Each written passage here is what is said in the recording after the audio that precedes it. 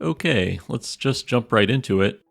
I've taken this reference photo of the ocean as seen from under a stone arch. I like the organic shape of the negative space, so let's go ahead and turn this into a painting. So as usual, I'm going to start by blocking in the shapes. I'm just getting a feel for the composition, where the objects are, and a rough idea of the lights and darks and where I want those to be.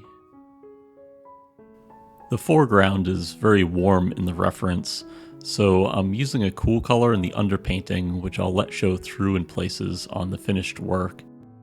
So now I'm putting the sky in, which is always a little bit tricky with acrylic paint. It dries so quickly. You have to really get it in there fast. And then I'm going to go right down to the ocean, putting in just kind of a general watercolor and then putting the highlights of the ocean on top of that. And then a little bit of a light layer to kind of show the atmosphere for the more distant ocean. Now I'm starting to model the waves a little bit and put in some of the color of the sand underneath the water.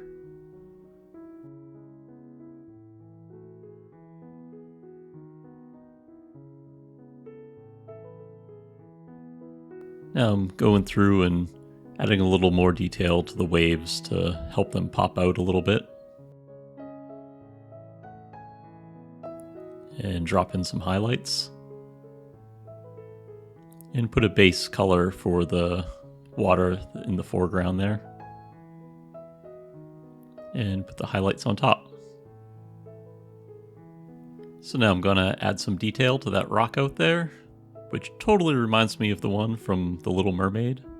But in Malibu, it's more likely to be a sea lion. But sea lions are cool too. And then I'm just kind of going through and putting final touches on the water there. Oh, changed my mind on that ripple. I ended up moving it.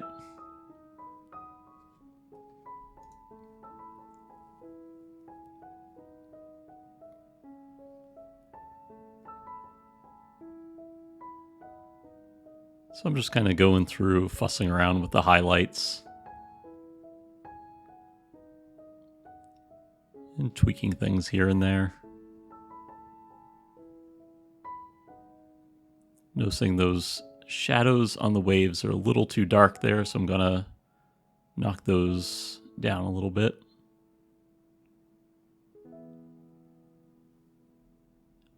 There we go. Ocean's looking pretty good.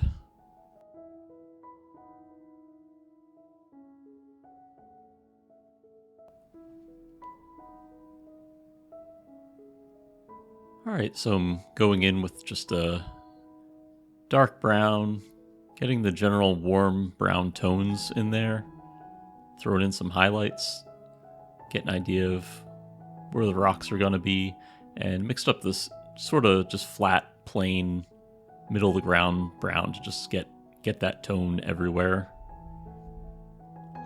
And now the edges. This is a really hard part to sort out where these edges are because this is almost like I'm on two separate paintings.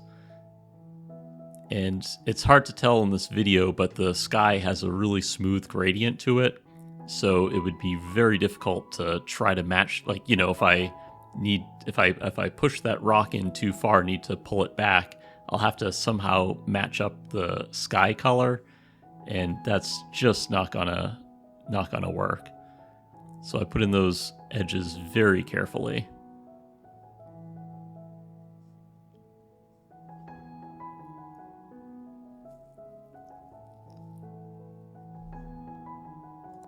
And now I'm really pushing those darks in there. I think what makes this composition work so nicely is the contrast between the sky and those dark edges. So I'm trying to push it quite a bit here.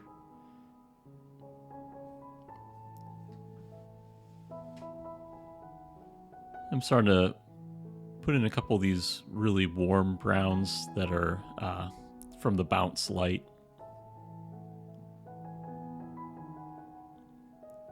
And adding a cooler gray to these rocks out here to kind of give them a little bit of depth and help them integrate more in with the ocean, so it's not like two totally different paintings.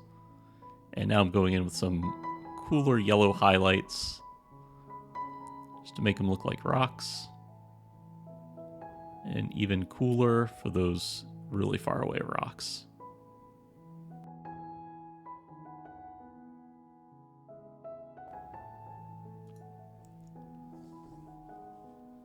So now I'm adding little details to the rocks here and there.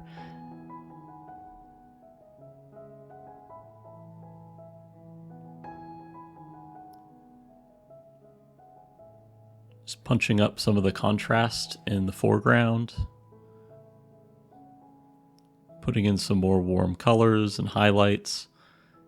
And this is actually probably the most difficult part of the painting, so at some point I have to stop. And, I could just keep adding detail to these rocks all day, but I actually don't want them too finely rendered because the ocean is what's supposed to be the focus. I also want to make sure I don't push it too far and cover up the entire underpainting. I actually really like those spots of blue showing through every here and there.